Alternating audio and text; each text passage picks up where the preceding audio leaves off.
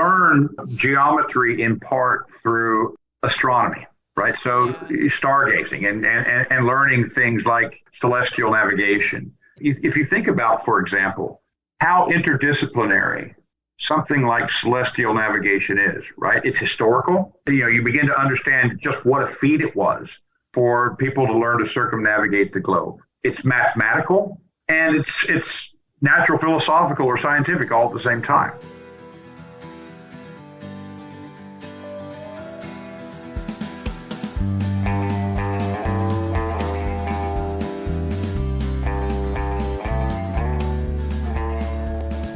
Ladies and gentlemen, welcome to the Crab and the Cross podcast. I'm your host, Mary Rose, and this is part 2 of my interview with Dr. Michael Hanby. In part 1, we got into some of the flaws with modern education, and we talked about what classical education is and how it offers more of a unified vision of not only what a human person is, but what the goals of education are and how that really stands against the modern notion of the purpose of education. And then in this episode, we talk more about the nuts and bolts of a classical curriculum.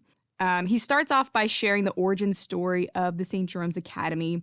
It was an ordinary Catholic parochial school that, like many Catholic schools in the country, was financially not doing well. And so it had kind of a rebranding by adopting a classical curriculum, and he was instrumental in developing that curriculum. So he talks a little bit about that origin story, and then he gets into what the curriculum entails. And as a former teacher, I definitely geek out over curriculum. And I think it's good to understand that curriculum, it certainly involves the content of what you're learning. It also involves the methods of how you're going to be taught that content. But then ideally, it should also be embedded within kind of an overall philosophy of education. And so, in a sense, no matter where you go to school, you're going to have the subjects of math and science and history and English and whatnot. But there should be some kind of coherent, guiding, unifying principle to the curriculum itself. Ideally, the subjects should not just be these fragmented things, but they should work together. And so he explains that and how they're able to do that with the St. Jerome's curriculum. So I hope you enjoy this episode. Even if you're not a teacher or not an educator, I think it's enlightening to kind of think back on your own education.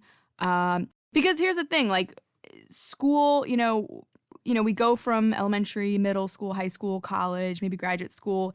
And so it's always these periods of time where you're kind of working your way towards a graduation, working your way towards a next level. And it kind of makes it seem like education is just this temporary thing when, it sounds cliche, but ideally we should be lifelong learners because the world is fascinating. And there's so much that we don't understand, and there's so much that we don't know about the past, the present, the physical, the spiritual. And so if the ultimate goal of education is to, contemplate truth, to admire beauty, to grow in virtue, then, education is not something that's limited to school. So hopefully this gives you lots of things to think about. Make sure you're following me on Instagram at The Crab and the Cross, following me on Twitter/X at Mary Rose Depp.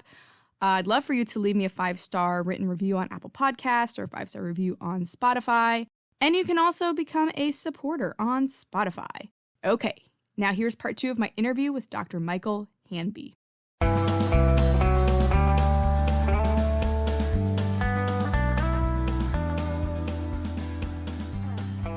I guess first of all, so your background is more so in philosophy and religion, but you're one of the founding members of this curriculum. So how did that come about?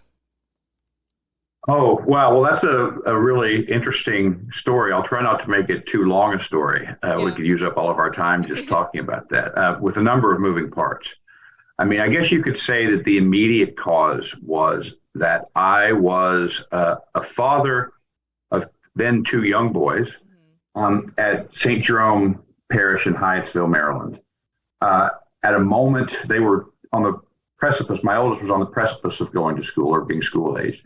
At the moment that the parish school was put on a list of schools slated for closure by the archdiocese. and given a finite amount of time to try and do something to save itself before being closed.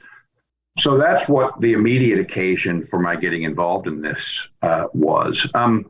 There's some background things from my experience that contributed to this. I mean, I had by this point spent probably a dozen years teaching the products of American primary and secondary education as college freshmen, and I had a pretty keen sense of where I thought its failures were, and that spanned both my experience teaching largely parochial school kids at Villanova and public school or Protestant school kids at Baylor. I had also, the funny thing about St. Jerome as a parish at the time is that it was full of young Catholic families who did not send their kids to the parish school, but who homeschooled them. Okay. And several cooperative efforts had developed out of that. A couple of people were trying to launch a school and had asked me to get involved. And so, ironically, I had written a kind of philosophy of education paper for one of these that was meant to serve as a kind of orienting document for one of these efforts at the time that the St. Jerome fate was pronounced, for lack of a better word. Mm-hmm. And I went to the parish-wide meeting describing, the process of consultation to save or to close the school. And at that time, the school had a new principal, Mary Pat Donahue, who now works for the USCCB, who's worked for the ICLE, but was at that point the new principal who was in charge of either seeing this thing shuttered or doing something about it. And I didn't know Mary Pat very well. We've since become very good friends, but we were merely acquaintances at the time. But I wrote to her after this meeting and said, I'd like to try and do something to help save the school, but I'm not sure it's actually worth saving in its present form. And if you're willing to or interested in trying something, a more radical experiment, then I'll do whatever I can. And I sent her that paper that I had written. Yeah. She then pulled together a committee of 4 or 5 of us, including other parents, some teachers at various schools, about a graduate student at CUA, and we became the St. Jerome Curriculum Committee, who set out really having no idea what we were doing or what we wanted to do, and spinning our wheels for a number of weeks and many late night meetings and what have you, before finally coming up with what would become the St. Jerome Educational Plan, which was really a blueprint for a new school rooted in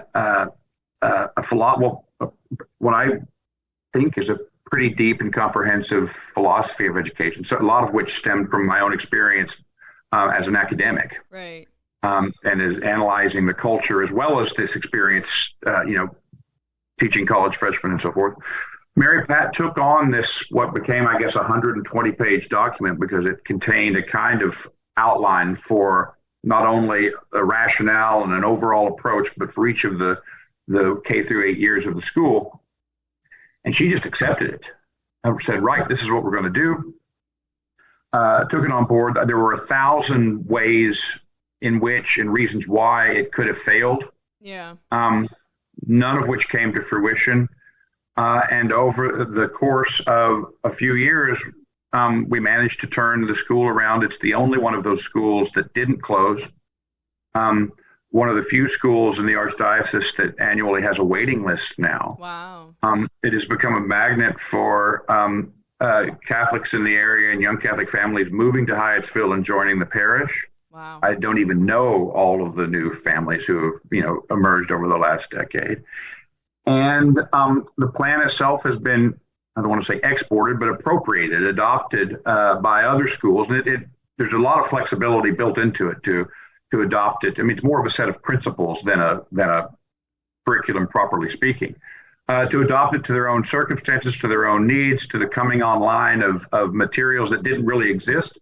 10 years ago, there have been some wonderful things done in that regard. And so, while there's always a difference between, the platonic form of the good and life in the cave, I mean, no school's perfect, and that includes both SJA and SJI. it's been a wonderful turnaround and a great experience. It was a great experience for our children. We put them in the school. Many of the homeschool families then put their children in the school. Yeah. It's been wonderful and somewhat miraculous, actually. Yeah. So a few just practical questions. One, was the pastor involved with this, the pastor at St. Jerome's, or was it a totally like parishioner-led initiative? Right. Well, the pastor at the time is now out in, is it North Beach, along the Eastern Shore, Father James Stack, a wonderful, a wonderful, prayerful man without an ounce of pride or clerical ambition. And so while it was very much a lay-driven initiative, he was wholly supportive of it, and unthreatened by it, and lent his weight and authority to it. And of course, we were very deferential, with respect to the chain of command, and recognizing that he has the ultimate decision on many of these matters. So there were none of those issues that one often gets in Catholic parishes when the laity take initiative. Yeah. It was a very cooperative effort, and he was wholly supportive of it. It also led and augmented something that he wanted to do that was beginning to take place at the same time in the parish, and that's liturgical reform. If you have a school that is dedicated to cultivating the love of beauty and a sacramental sense of reality, you need a liturgy that does the same thing. Right. And those two things complemented themselves. There was a new, shall we say, more reverent form of the Novus Ordo installed at the time. And the two things have complemented each other so well. One of the beautiful things about the school has been the development of a children's music program. Oh, wow. Where they learn the hymns of the church, where they begin to develop skills and polyphony. And it's actually produced a number of singers who are really quite talented, and some who sing semi-professionally. And it all developed really organically. So no, the pastor was great. Father Stack was great. Father Scott Hahn has since come on board, I guess, 7 or 8 years ago, and has continued to support the school. Wasn't so sure about this, I'll put it in quotes, classical education business at first, but saw that it worked and has really come to see the beauty of it, and has done a number of great things for the school himself. And so, you couldn't do it, obviously, without support from your pastor and ideally, support from the archdiocese. Right. So you come up with this new kind of plan for the curriculum and just the overall ethos of the school. Did you also have to cut the current teachers and replace them with new teachers who were more trained in that tradition, or did you take the current teachers and just kind of mold them? Well, I mean it is an archdiocesan school with archdiocesan personnel policies, right? So you can't just, if you were a private school and you wanted to do something heretical, I suppose you could say, right, everyone hand in their resignation, we'll re-interview you and so forth. That's not how it went. Yeah. Over time, the situation worked itself out. Okay. And we built into, what was unique about the refounding of St. Jerome's is we knew that there were some of these strictures and difficulties in place, and that there would require a lot of conversion. There would require the conversion of the existing faculty and staff. There would require the conversion of the families who were already in the school who hadn't necessarily chosen it on that basis. Yeah. To explain that this is really what there's no need to fear this. This isn't political. This is educational.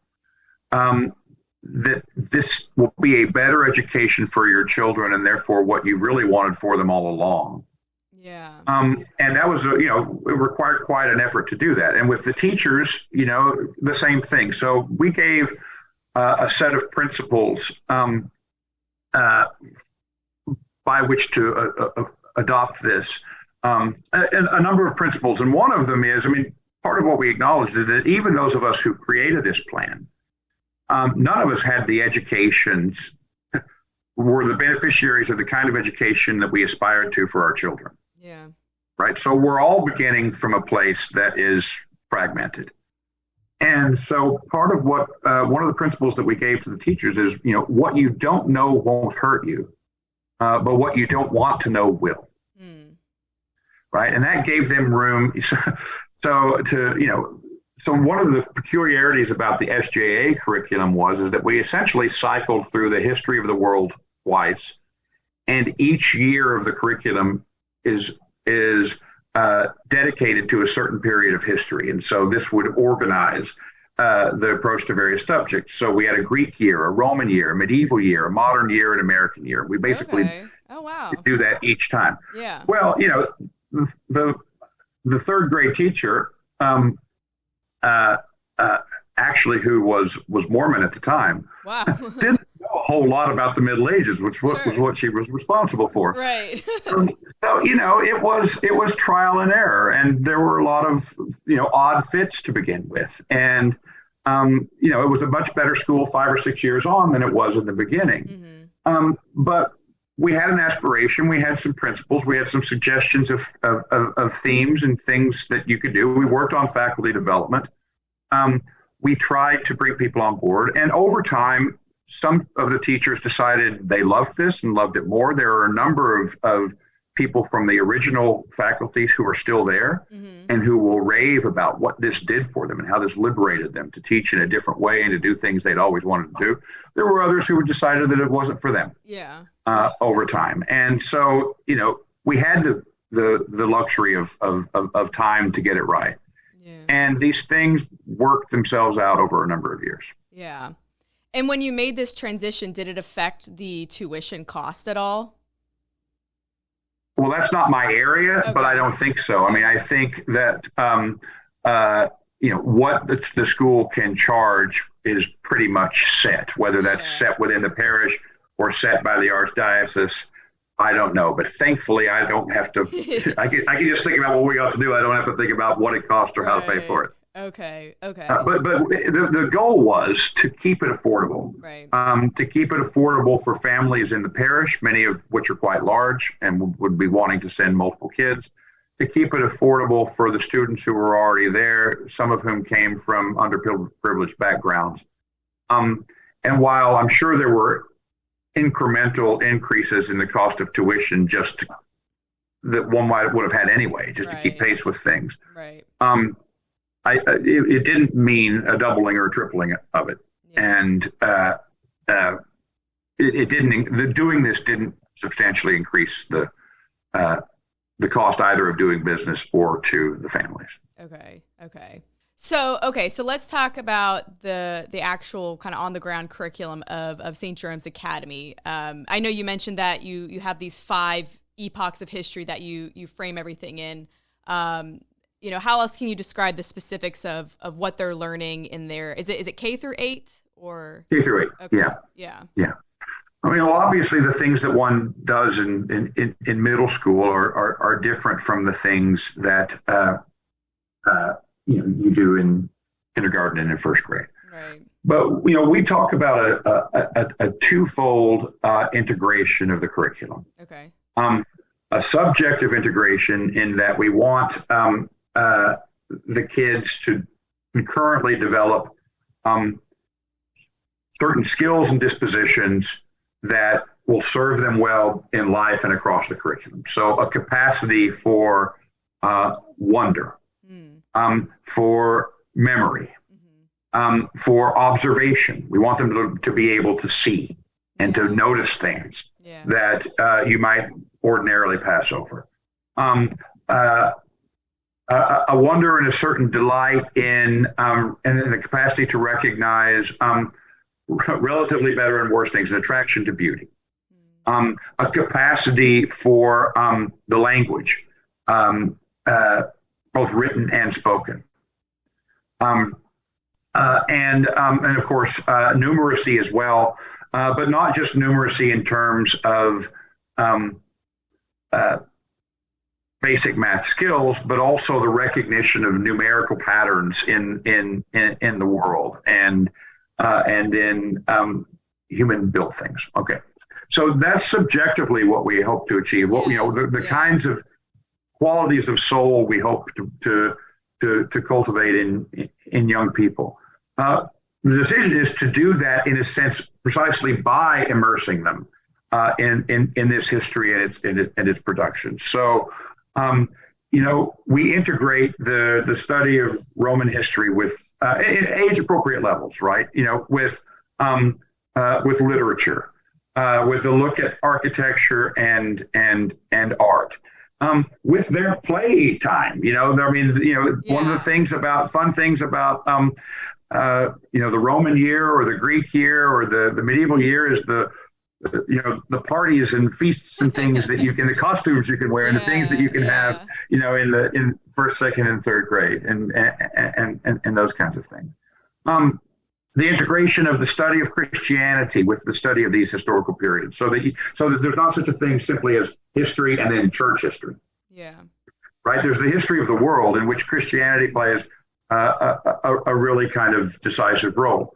In the study of nature, one of the things that we really emphasize, particularly in the early years, we want them to understand, to be able to observe, to classify, to see living things in their living environments before they begin later to dissect them and take them apart and analyze them and learn,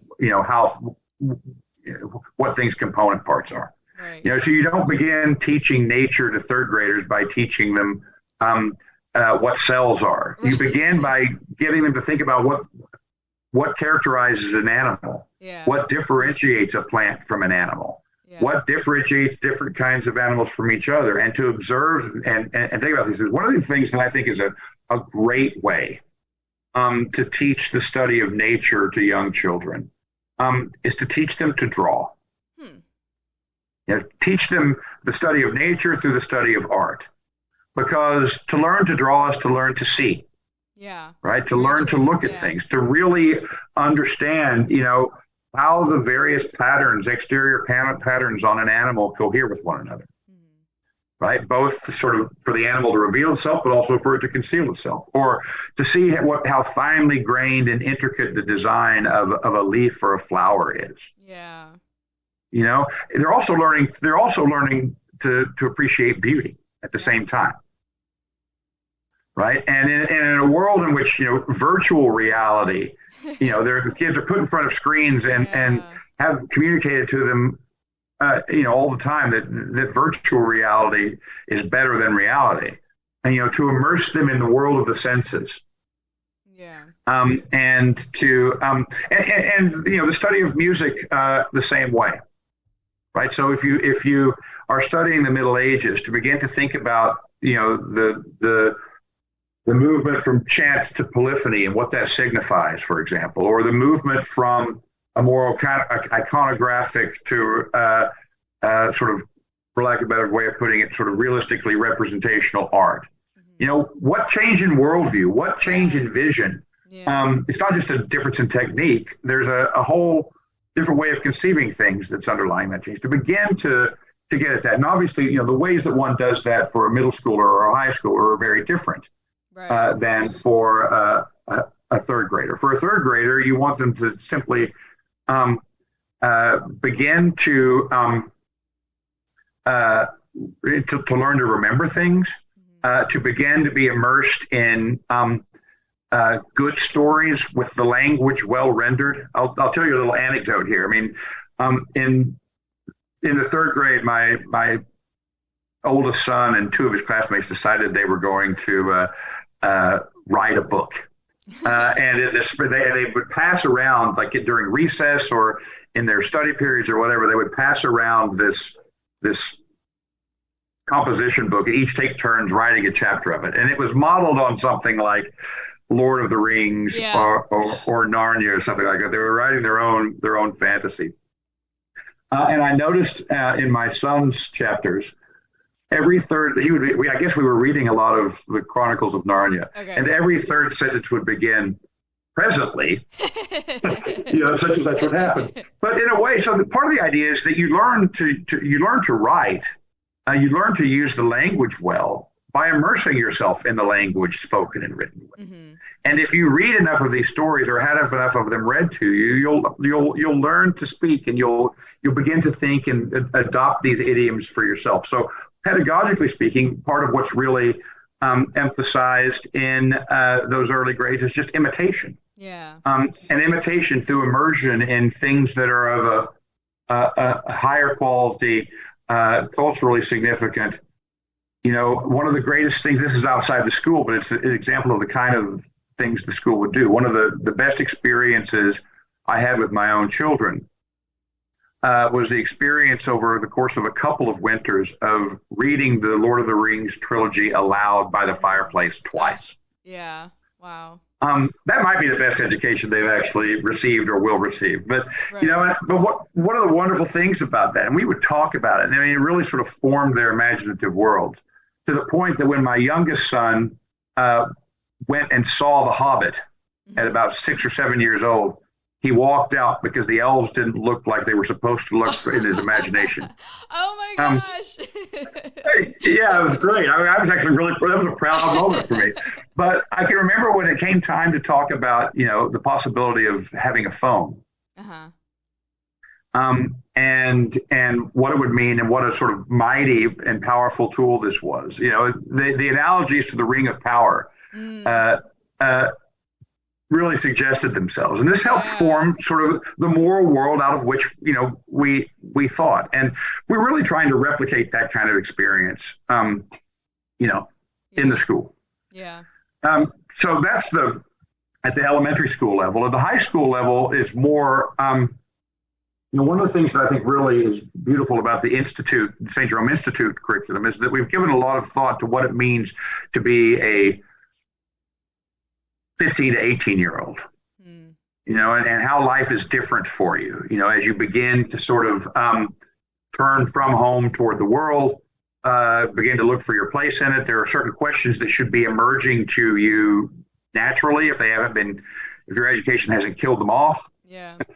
And it really struck. So one of the differences between the SJI and the SJA curriculum is that the SJI curriculum each year is not it's not organized around a historical period. In some ways, we span ancient to modern each year. It's organized around a fundamental question, right? What is nature? What is the city or political community? Who is the human being? And we think about the answers that the different cultures at different periods in our history have given to those questions through their literature, their philosophy, their art, their architecture, and so forth. Yeah. And try and think through those questions for ourselves with the guides of the tradition as guides. And of course, underlying and built into it's interesting that we don't differentiate who is God as the subject of a given year, because that question is ever present inside of all the others. Yeah. So that's always there. Right. I don't know. I've kind of lost track of your original question, so I don't know if I've answered it. Well, I was just asking, kind of just on paper, like, what are they learning? Like, what is the curriculum that they can kind of, expect, or I guess the parents would expect. But I think, I love the way you answer the question, because I think it is so important to start with something broader, to start with the idea of cultivating wonder and appreciation for truth and beauty and all of that. And I can think about, like, the most memorable, I went to public elementary school. I think maybe it was early enough, being in the early 90s, that like it wasn't probably as corrupted as it is nowadays. But I do remember having a lot of those experiences. I remember being in kindergarten, and whatever story we were reading, we were then going to act out something from that book. So if we were reading Green Eggs and Ham, Dr. Seuss, we're going to make Green Eggs and Ham. If we're reading Goldilocks and Three Bears, we're making porridge, and we're doing all these things. And then in first grade, I remember everybody gets a caterpillar and we feed them and then we let them make their cocoon and then we release the butterflies and, just all these things that's the way to start with learning science or learning to read, is just to immerse yourself in a story, make it come alive, or to use all of your observational skills to see something in nature happening, unfolding as it does. And then as you're older, you can go back and analyze and say, obviously, you learn some things, you learn terminology, you learn what things are called, but then as you get older, you can go back and say, well, how does this actually work? And on the, the most molecular level, what's going on? And then on the taxonomical level, what's going on? So I think that's the right place to start. One of the things, even at the high school level, I think we do an inordinate amount of field work. Right? Our students chart the migration patterns of birds, wow, for example. Yeah. But they begin by going to the Patuxent Wildlife Refuge and actually observing them. Right? They learn geometry in part through astronomy. Oh, I love that. Right. So stargazing and learning things like, celestial navigation. Yeah. And recognize. So, if you think about what it is, if you think about, for example, how interdisciplinary something like celestial navigation is, right? It's historical. Yeah. Right. It's you begin to understand just what a feat it was for people to learn to circumnavigate the globe. Yeah. It's mathematical. And it's natural, philosophical, or scientific all at the same time. Right. So you can craft a curriculum and you can craft lessons with a particular accent on any of those that remain interdisciplinary at the same time, and show actually that there are real geometrical patterns in nature, and that this form of knowledge has real world applications. And you can begin also to extrapolate then, I don't know anything about this, fortunately it's not my area, right. But you can begin to extrapolate towards how it is that much more complex navigation systems, by contrast, operate. Right. So even at the high school level, we think that it's important to begin with wholes rather than parts, with reality rather than formulas, and to integrate these things in this way. The other thing that we do, and that we have found important to do, and we begin to do this, although the students don't necessarily know that this is what they're undergoing at the elementary school level, when they read literature or when they study nature, is part of the study of science ought to be to think philosophically about the nature and limits of science itself and the kind of knowledge that it is. Yeah. So that one doesn't end up with a reductive understanding either of nature, right? That human beings, for example, are just accidental aggregations of meaningless cells or genes. But also so that one doesn't end up with a bifurcated understanding where science tells us what the world is. It has the sole authority for everything we call quote unquote knowledge. Yeah. And everything else is mere subjective opinion. If you're going to have a reintegration of faith and life, you have to have a reintegration of science and mathematics into a more comprehensive understanding of reason. This is something Pope Benedict understood very well. Yeah. So that's what we are aspiring to. Right. Well, and I think that's why so many high schoolers, I can think of myself in school, I can think of my former students, that's why they're so frustrated with their education, is because it's so disconnected. I remember geometry was like a light bulb moment for me, because I felt like I knew what I was studying. Like, we were literally studying a triangle, we were literally studying a circle and how, the angles fit together, and when you slice it through, what happens. But then we also did the proofs, so you can see here's the general principle, and you can narrow it down to get the conclusion. And that was a light bulb moment for me. Whereas, you go into an algebra class and it's all right, today we're going to talk about factoring, or today we're going to talk about, the quadratic formula. Here's how you plug something in and get it on the other side. But you have no context for what you're doing, how it connects with reality, because math is ultimately, a way of explaining like physical reality. But I don't think I don't think students, and sometimes even to a certain extent their teachers, are either aware of that consciously or explaining it consciously. And so it just seems like here's a random skill that you'll never use, and you just have to basically be obedient to the formula. Yeah, and that's the way the vast majority of students, it's one of the reasons we have a crisis in science and math education, is because I think that's the way the vast majority of students approach the subject, is the way that it's taught. I mean, high school science students do very little science. They don't repeat the experiments or discover for themselves the experiments whereby, you could calculate the size and shape of the earth, for example. Yeah. And now you have people who are flat earthers, right? That's like a new emerging thing. Yeah. But I mean, one of the things that I think is most bold and creative about the SJI curriculum is the approach to what we're calling natural philosophy, that integrate, and it completely scrambles the traditional ways of sort of separating the scientific and mathematical disciplines from each other. And because it's that, obviously, unsurprisingly, that's probably the thing that prospective parents get most nervous about. But I think it's interesting, and granted it's a small sample size at this point, but I just learned today, in fact, that of our, how many classes have we graduated? 2 or 3 classes at this school. Most of them in college are going into STEM fields. Really? Yeah. Presumably with a more humanistic formation underlying it, so hopefully they won't lose themselves in that. But so the idea that the way that science and math education has been constructed in industrialized education, for lack of a better way of putting it, is the best or only way to impart this knowledge. I think we're proving that to be wrong. Yeah. Yeah, and it's good you brought that up too, because I think one of the criticisms I hear of a classical education is that the students are, they graduate with no understanding of math and science, and so they're kind of stunted.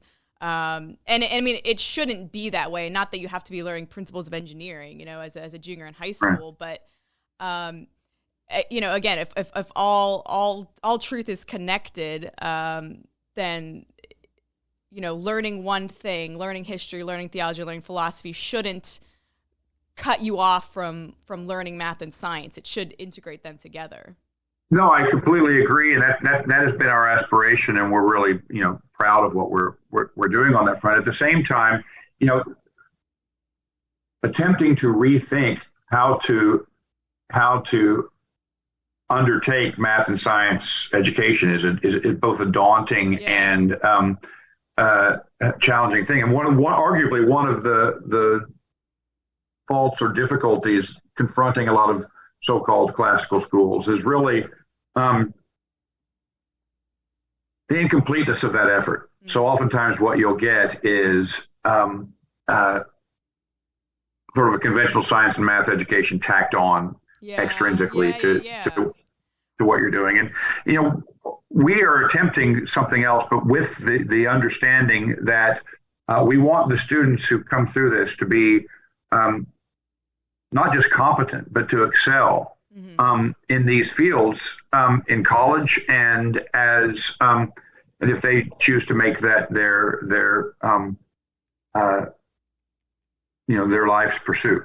Yeah, no, absolutely. And again, just as I was saying, that theology opened up a love of history for me, like philosophy opened up a love of science for me, because again, I was able to see, and math too, actually, I was able to see them as studying the structure of reality, just as philosophy is, most broadly the structure of reality. And so, there doesn't have to be this anti-math, anti-science bias in liberal arts education. And I think if there is, something is wrong at a more fundamental level.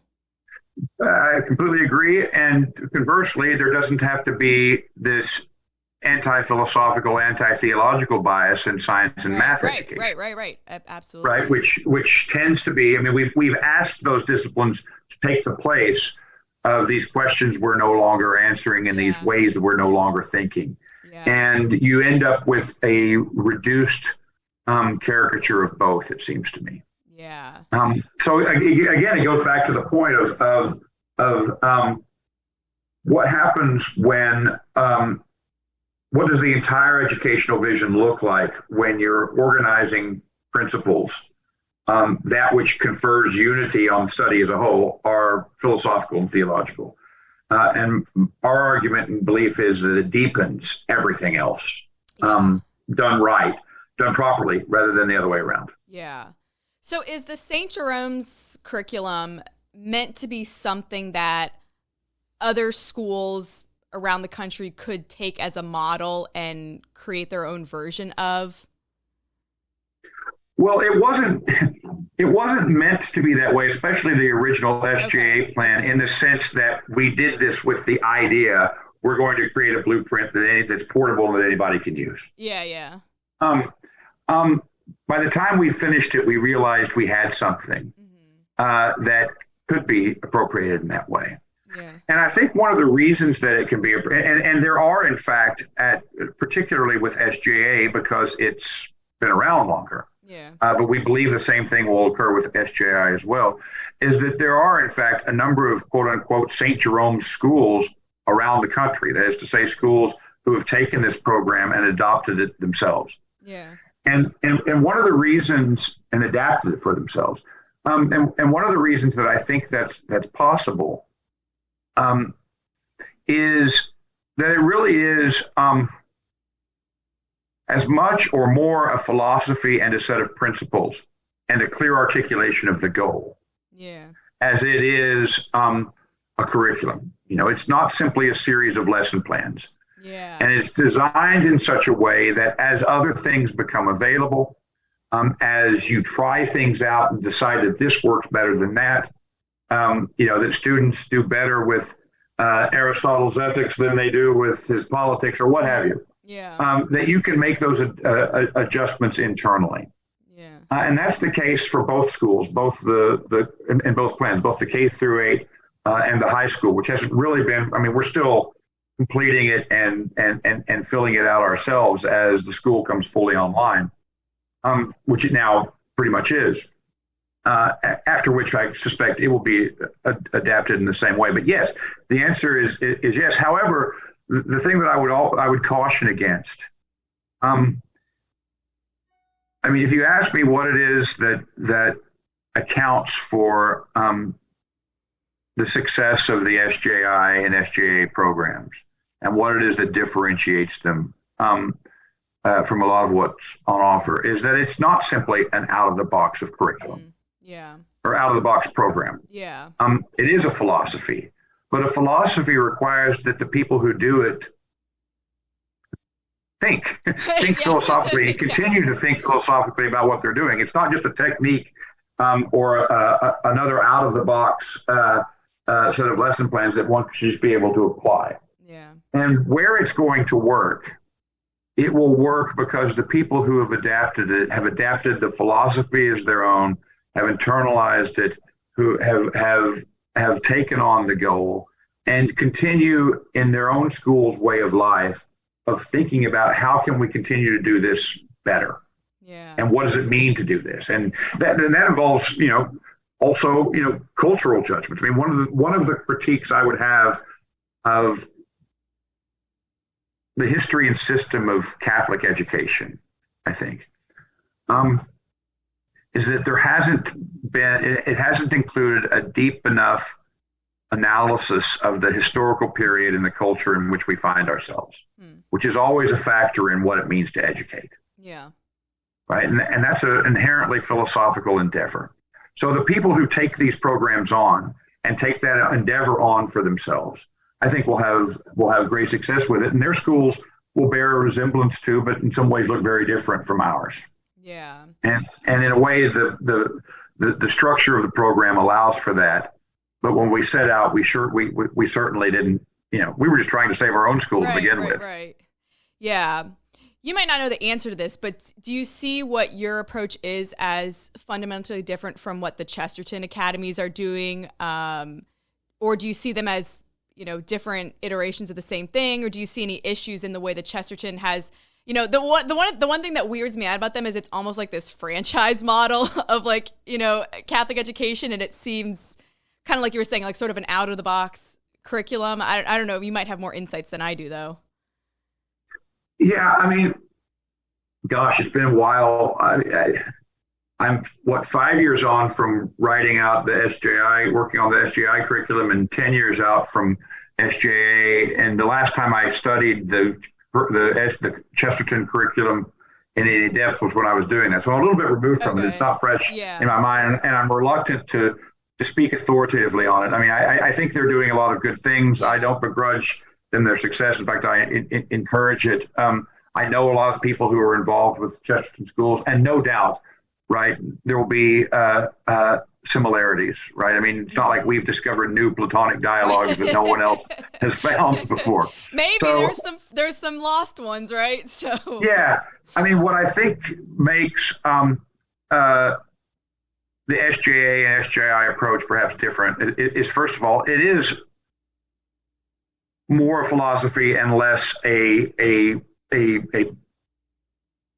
box set, right, in the way that you were describing. You don't just pull the SJI correct. You still got to make judgments about, I mean, our teachers in schools would certainly be happy to share what books they read in a given year and in a given seminar, and what their success with this and that were, and how they've adopted it over the years. But we don't have, aren't saying, okay, in your humanities, I'm talking about the high school now, in your humanities seminar in the second year, you're going to read this part of Augustine's Confession, this Platonic dialogue, this medieval thinker, etc. So you'll probably have to do a bit more work with us to figure out substantively what your courses will actually cover. Yeah. What I think differentiates us on the other side philosophically is the recognition of the historical judgments that underlie it, right? I mean, we always sort of begin with the ancients and move through the moderns, thereby displacing the centrality of the present, right? And the centrality of the American perspective, because we want to relativize. And this is one of the ironies, right, of the question you were asking before about Western civilization. It's not as if contemporary kids and contemporary schools over-identify with Western civilization. In my experience, most students are woefully ignorant of their own tradition and their own history, which leads to a kind of absolutization of the present, right? Present values, present judgments, present culture.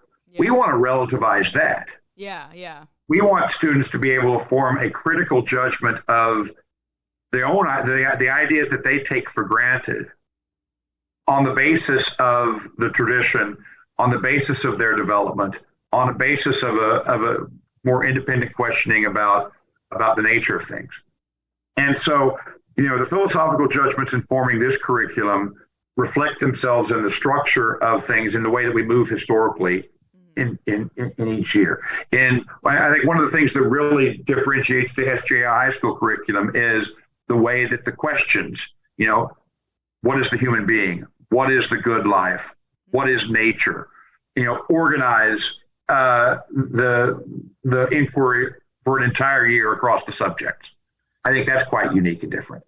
So even though we'll read many of the same books, for example, at the high school level, the organizing principles that guide the reading and that structure which readings are grouped together won't be the same.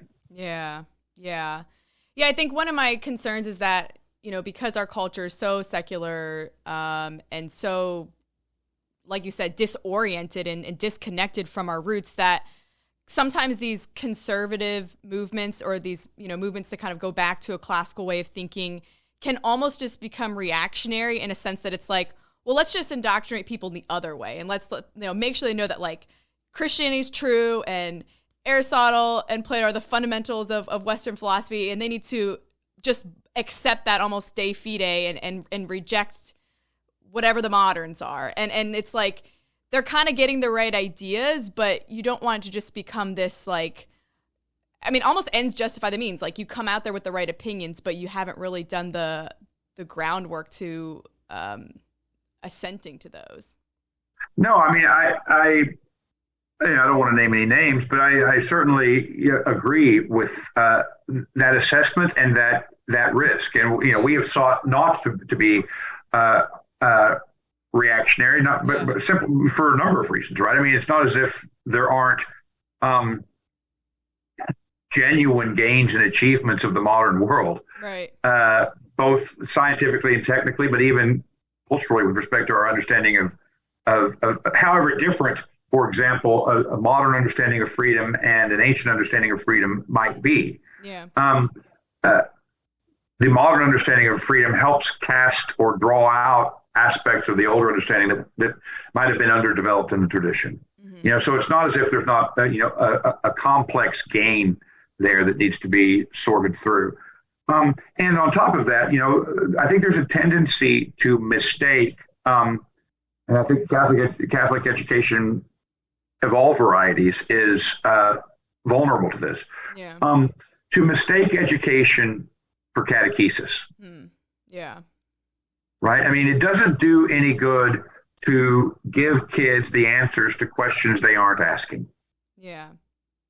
That kind of, the list of true propositions which we're asking them to memorize and interpret the world through isn't likely to penetrate very deep and sustain them for a lifetime. Yeah. So part of what we're seeking to do, I mean, obviously we believe that the Catholic tradition provides the truest and most satisfying and complete answers to the fundamental human questions. Yeah. That God has answered those questions in the incarnation and in the unfolding of the church. Yeah. But those questions those answers have to correspond to something. Yeah. They have to correspond to something in the human constitution, in the human heart, that the kids have to discover for themselves and make their own. Yeah. Right. So in a sense, by giving them their question, and presenting them in a way with the history of answering it, and with trying to think philosophically about that, we trust in the goodness and the beauty of truth that it will win out and be the most compelling and decisive thing. Learning to do that artfully as a pedagogical matter, in other words, being a skilled teacher, one who is able to lead students, or better to capacitate students to lead themselves, is an extraordinarily challenging thing to achieve. So one of the things that SJI has been at the high school level has been really great about, I think, is developing teachers. I mean, the school prides itself on being a place for teachers to perfect their craft and to learn the mode of actualizing this in kids. Yeah. And that's definitely a part of it. And a kind of reactionary imposition does not achieve that. Right. I agree with you. Yeah. Great. All right. Well, one last question. I mean, we could go on for weeks, actually, but we'll make this manageable. But, I think my suspicion would be that the kids who come to St. Jerome's are already at kind of an advantage because their parents are choosing this, and probably a lot of them are faithful Catholics who want this kind of education for their children. And so my fear is that we have something that's so good, but it becomes almost elitist in a sense, where it's like, well, we have this, and then the masses are over here. I have my older sister works in public education, and so many of the students who go to public school, they come in already at a disadvantage. They're not reading at home, their parents aren't super involved in their education, and I don't want to further stratify. I don't want it to become like the haves and the have-nots, where it's like, sure, so how do we, I don't know, maybe bring this into a sense of mission where we're not just keeping it to ourselves and we're sharing it, and we're allowing others to share in this, even if they don't have that advantaged upbringing of being in a Catholic home where they're already thinking about these things even before they go into pre-K. Right. That's a great question. And I am entirely sympathetic to the worry that underlies it, as is the school. I mean, obviously, there's several things that we need to get on the table in trying to answer it. Obviously, there has to be a certain degree of buy-in from a family and from a student, right, for this to work for them. Yeah. And for them to discover that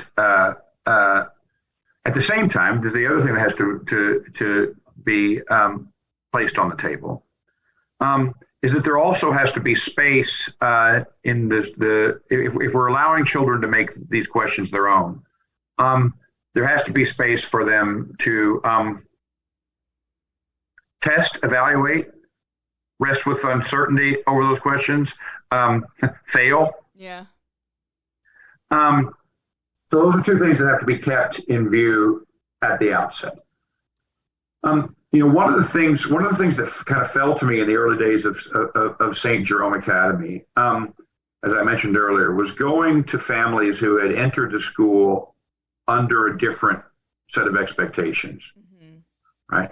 Families who didn't necessarily come from the kinds of backgrounds that you've described, who weren't necessarily from big Catholic families of 8 children who had been homeschooling, whose parents were academics, who, were, but might come from broken homes, economically disadvantaged homes, different ethnic backgrounds and what have you. And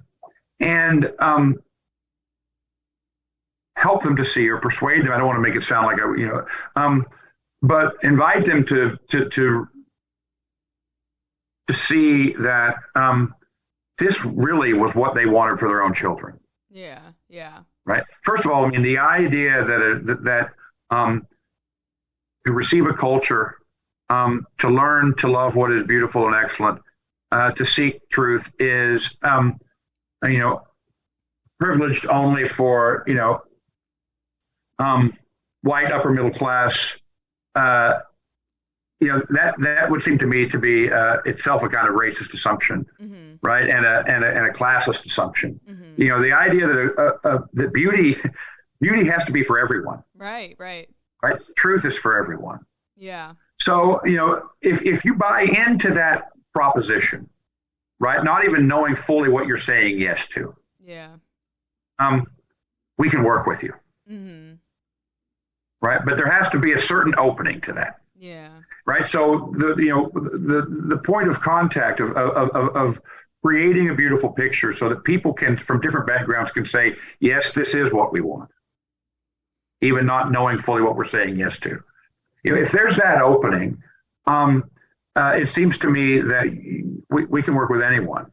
Yeah. And in fact, one of the nice things about SJI has been they still represent a much broader cross section of economic,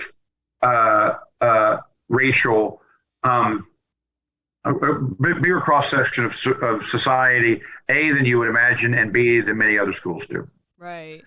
A second thing I would say is that in a school like in SJI in particular, if you have that opening and that willingness to say yes to this, you're actually then well suited to succeed in the school because the degree of individual attention you receive from teachers in this approach, the degree of individual mentoring, of individual concern is actually greater than a more sort of factory-like education. So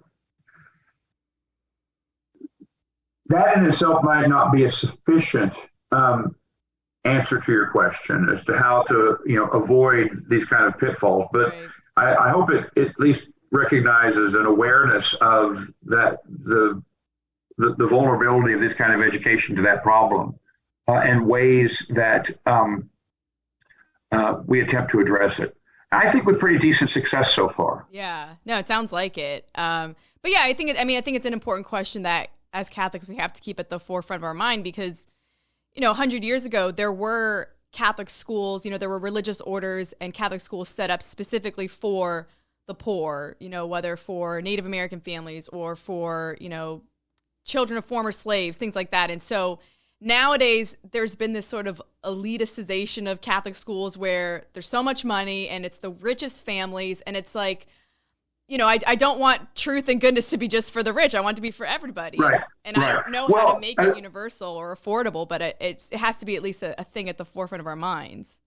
I mean, part of that is driven, not by greed or by elitism, but by the collapse of religious life. Yeah. Right. I mean, and there's been plenty of thought that perhaps, though those educational endeavors were very obviously an expression of the religious mission of many of the orders that undertook them, that maybe as an economic arrangement, it wasn't entirely fair to the workforce. At the time, I mean, it's a massive group of people who could undertake this work for very little. Right. The fact of the matter is that situation no longer exists, and it does cost. Yeah, it does. To operate a school, and I think our schools have done a good job of trying to defray those costs as much as possible, and to keep, as a form of private education, keep it as affordable as one could reasonably hope for in a city like Washington. Sure. But it's not a tension that we don't feel and a problem that we don't feel. But, you've also got to pay, you've got to give teachers a living wage in a place that's very, very difficult and very, very expensive to live. Absolutely. Many of whom are Catholics who are trying to, follow the teachings of the church, and, may have large young families of their own that they have to support. I mean, it's a different arrangement. Yeah. So what you have to do is and most of the schools that I know of, frankly, aren't simply, and certainly ours aren't, awash in money. It's not like, No. you have a beautiful vision, and then the nuts and bolts are held together by duct tape, and bubble gum. And you've experienced this yourself, I know. I'm sure, Riken is very much the same way, though it's a beautiful place.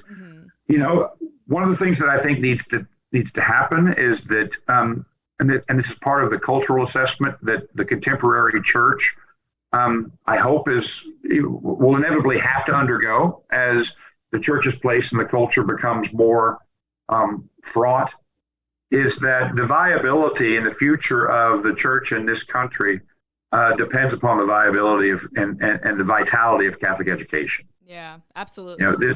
This has to be a priority in giving for people who are for Catholic philanthropists who are looking to have an impact. Absolutely. So that we can create scholarships, so we can keep tuition down and create scholarships for and financial aid for families that need it. All of that needs to proceed at a much more advanced and accelerated level than is presently the case. And that's a work for everyone, it seems to me, regardless of which method or system you're employing in attempting to keep these schools going. But I agree with you. I mean, if we can make it and keep it and make it more affordable in principle, so that it's a viable option for people of different backgrounds, there is no reason in principle. In fact, there's every reason to think to the contrary, that this kind of education provides an opportunity for disadvantaged kids that they wouldn't otherwise receive. Yeah. And that they are entitled to. Right. That, poor kids are entitled to beauty too. Right. Poor kids are entitled to great literature. Poor kids are entitled to understanding. Yeah. Yeah. And I mean, hopefully as more people are educated in this way, they take that sense of mission, they go out into the world, and maybe they get involved in public education or politics or areas where they can have an influence to, bring this more so to the masses and not, have it be this buried treasure, I guess. Yeah, although I do think, part of the context in which we're operating is one of, sadly, as we were suggesting before, seems to be at least, maybe something will come along and turn it around, but seems to be one of cultural fragmentation. Right, yeah. Right, and ideological polarization. Sure, yeah. And the loss of social cohesion. Yeah, absolutely. And, in the gospel, there are those who turn away. Yeah. And under these conditions, it seems inevitable that people will conclude that there will be a portion of the population inevitably that concludes that this isn't for them. Yeah. And if you don't have the kind of opening we were talking about before, then, at one level, subjectively speaking, maybe it isn't for you. It's not going to work for you, even though what we have to offer, we think would help everyone. Right. And that seems to be part of the challenge of the gospel, right? It's just recognizing that it's not always accepted. Yeah. Yeah. And if you try to force it, it just becomes indoctrination, and then it's not conversion part anyways. Right. Yeah. Wow. Well, this has been really engaging and enlightening conversation, and I thank you for giving me almost 2 hours of your time to explore. Well, it's the sign of a good conversation and a good interviewer, and of how much I enjoyed it that I've completely lost track of the time. Has it really been that long? It has been almost 2 hours, yeah. No wonder I'm hungry. It's lunchtime. But no, I've thoroughly enjoyed it, Mary Rose. It's a pleasure to meet you. It's been a delightful conversation. I wish you well with your podcast and your work at St. Mary's, and please do keep in touch. I'd be happy to talk again sometime. Oh, good. Well, again, thank you so much, and I hope you have a great rest of your summer as well. Thank you. You as well.